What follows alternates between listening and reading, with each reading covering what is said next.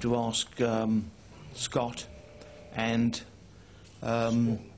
Stromer. I really don't know. I mean, looking at the finances, they've walked a very, very difficult line, and this is why they've had to pre-sell stuff. And in defence of Scott and Nick, they've done a wonderful job at pre-selling everything, which makes our life more difficult. I mean, even the shirt sponsors have paid 70% of their money 3 years up front. I mean, every stone you turn is a negative to the cash flow of the club and the viability of the club. So they've done a fantastic job keeping the club alive, but the cost is we're taking over an incredibly bad situation. However, we will sort it out because we're good at it.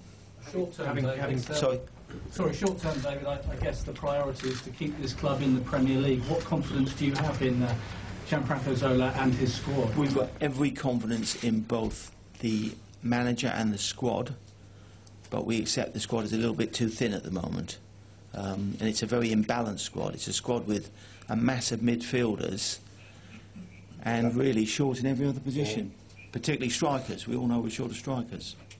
Dave, you approach the Olympic Stadium. Can you just clarify something? The Olympic organisers have committed to a legacy of athletics in that stadium. Would you be happy to live with the running track around the outside? Ideally, no. But there may be a way we could lay the running track for 3 months or something. I mean, I think there's all sorts of things we've got to look at. It may be cheaper to build a running track somewhere else.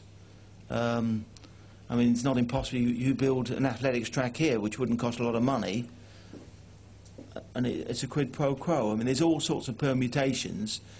I don't think running tracks work, particularly behind the goal. At the side of the goal doesn't make a lot of difference. But behind the goal, the customers are so far back, it doesn't work. That stadium has cost taxpayers more than £500 million. How much would you be prepared to buy it for? We don't want to buy it at all. We want to rent it, and with the government fund keeping it. I mean, they promised to keep it alive for 30 years, but it's going to cost them more to keep it alive. With us, it would cost nothing because we'd pay all the running costs. So we would rent it off the government. Having walked in to the clubs that both followed all of your lives, was it something of a reality check when you realised just how bad the situation was? Because the fans have been talking on the radio this morning, you know, and there have been statements made of where West Ham can go. But I mean, realistic, isn't it? To be honest, we wouldn't buy this club at all if it wasn't West Ham. It makes no commercial sense for anyone to buy this club, and it's amazing 2 other people wanted to buy it. I mean, one is another West Ham supporter, Tony, and the Italian one, I'm not quite sure if he looked at the books properly, and if he looked at the books, he might have walked away. But from a business point of view, if this was any club other than West Ham, we would not be buying it. We bought this as fans, we bought this as supporters, not from a business point of view. But there's a lot of people in football who have done that. I mean, Crystal Palace was a prime example. I mean, I guess there's no guarantees, but why can you two be confident that you can succeed where so many other fans have failed when they bought clubs? We've done it on a smaller scale at Birmingham. We know the aspirations are higher here. We know it's a bigger club. But what we did with Birmingham from what we inherited isn't bad. And we're good at controlling things, and we've left behind a pretty good team.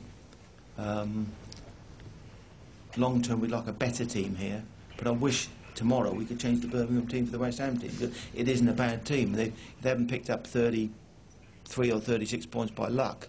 They're not 12 games undefeated by luck. They're a good team. What are the implications for you guys in terms of taking it on? And if you had to take on your own extra bill, I mean, have you had to borrow to take on the club? Sorry? Have you had to borrow to take on the club? And secondly, in terms of commitment to the club, what kind of sums are you talking about investing in terms of transfers?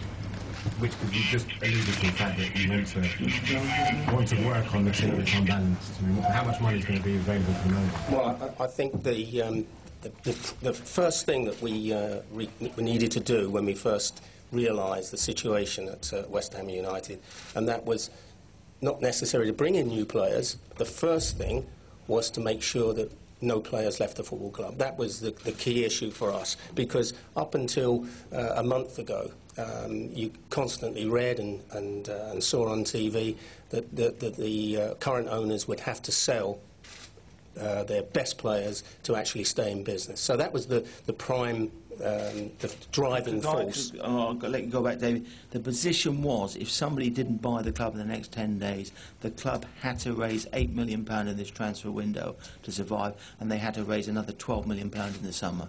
So I don't know what players they were going to sell for £20 million, but £20 million had to be raised by the summer for survival, and £8 million in this transfer window. And that would have happened.